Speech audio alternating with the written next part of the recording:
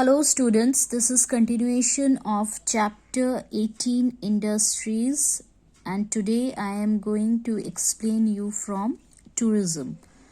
The tourism industry is also known as the travel industry. It is linked to the idea of people traveling to other locations for business, pleasure, or for relaxation. Tourism has become a major industrial sector in our country.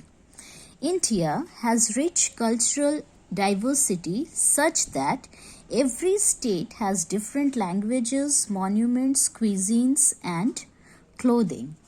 It means that Indian culture, therefore, is the Indian's way of life.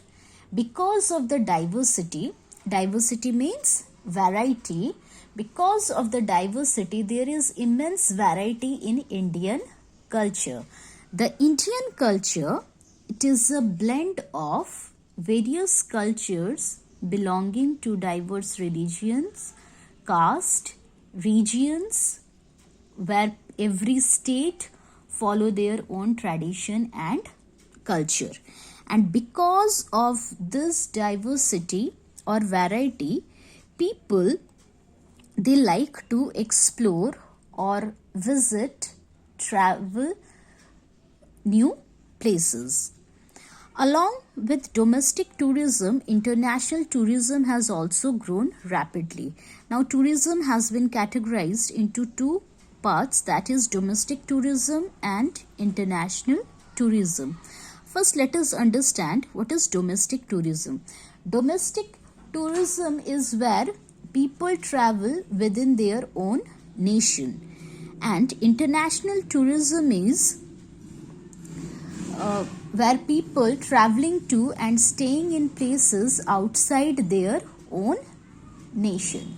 So, because of domestic tourism and international tourism, there is rise in technology, and as there is rise in technology, more and more foreigners are coming to India for traveling.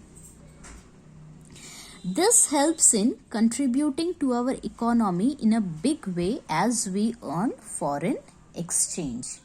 It means that the tourism industry is also a part of the service sector, which has become an important source of income for many regions and even for entire country. Tourism contributes by bringing numerous income and benefits to our country. Tourism has also helped the hospitality industry. Hospitality means the hotel industry. So tourism, it has also helped the hotel industry. Medical tourism has also increased as people from other countries are coming to India for medical treatment and health care. After independence, there is an immense growth in industrial sector. Other important industries which contribute to the Indian economy, or the other industries which are responsible for the growth of industries in India, are furniture, cement, paint, paper, pharmaceuticals means medicines, etc. Next point is industrial requirement. All industries have certain basic requirements which need to be met in order for the industries to be set up. Now let us see what are those requirements. Those requirements are raw material, power, transport, machinery, human resources, and money. If out of this any requirement is missing, then the industry cannot work properly. Now first let us see raw material. Raw materials should be easily available from nearby areas.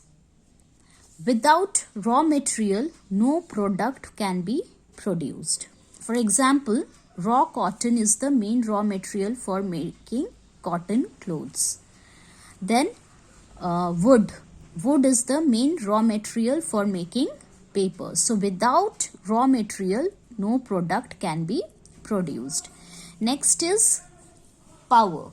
Without power supply, an industry cannot be run.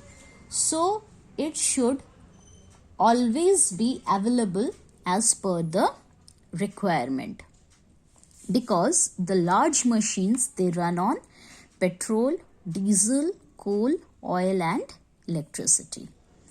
Next is transport. Means of transport are of vital importance as the raw materials need to be transported from the source to the production unit.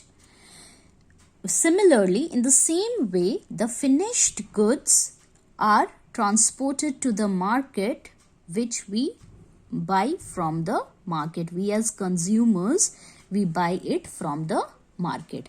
That is why transport is also important, because the raw materials should be transported from the source to the factories. Next is machinery. Advanced machinery helps in increasing the production and bringing down its cost. Modern machines are required for increase in production. Human resources. Human resources means labor or manpower. Labor should be skilled and they should be easily available. And the laborers or the skilled workers should know their work properly. Next is money. Capital or money is required for setting up an industry. No industry can be set up without money. Money, because money is required for purchasing raw material, machinery and for paying salaries to the employees. Lastly, indeed, industries contribute to the growth of the economy. In turn, it helps in developing a nation. Without a rise in the industries, no country can grow rapidly. With this, I come to the end of the chapter. Thank you.